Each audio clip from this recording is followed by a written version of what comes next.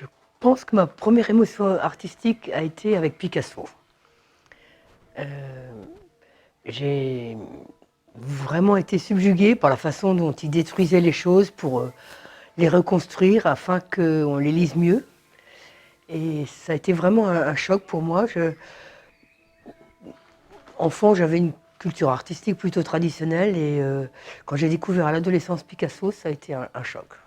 Il n'y a pas beaucoup de place pour la nature dans ce travail, dans la mesure où ma préoccupation est plutôt autour de l'homme en société.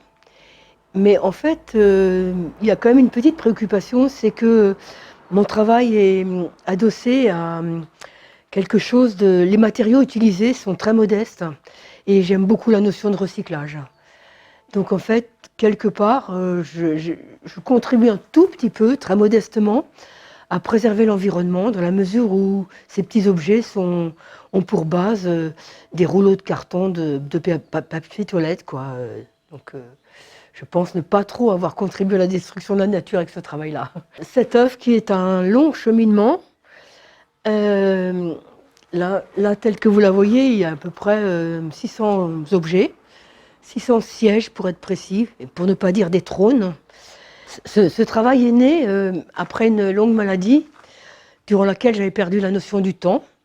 Et il m'a beaucoup aidé à me reconstruire en recomptant le temps.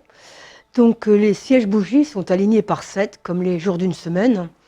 Et le 7 a bien d'autres valeurs, quoi. Mais voilà, au départ, c'était ça, quoi. J'avais besoin de compter le temps. À cette époque, il se trouve que c'était la signature des accords d'un principe de paix entre Israël et Palestine.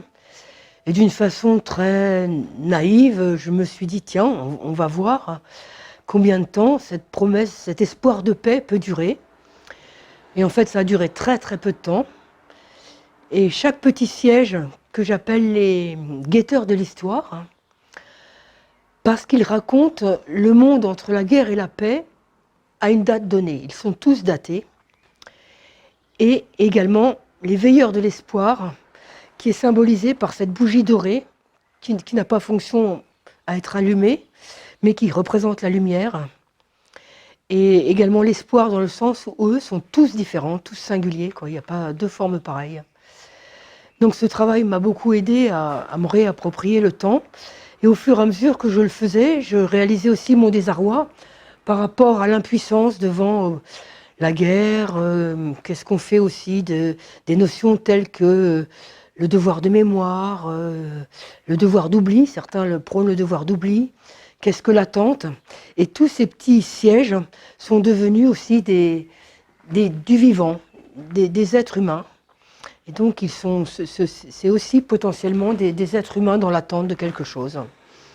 Étant quelqu'un qui n'est pas croyante, je pense que la spiritualité est très importante, quoi, et je suis quelqu'un en questionnement permanent.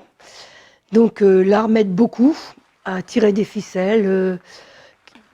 Au bout des ficelles, il n'y a pas forcément une réponse, quoi, mais c'est tout à fait réconfortant de savoir que toutes ces questions, en fait,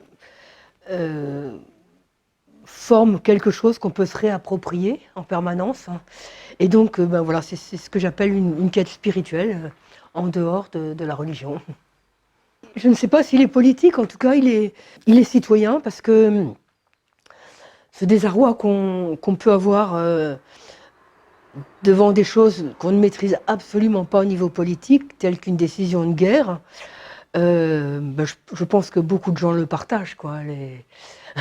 Donc voilà, en ce sens, je pense qu'on retrouve la politique aussi derrière ça.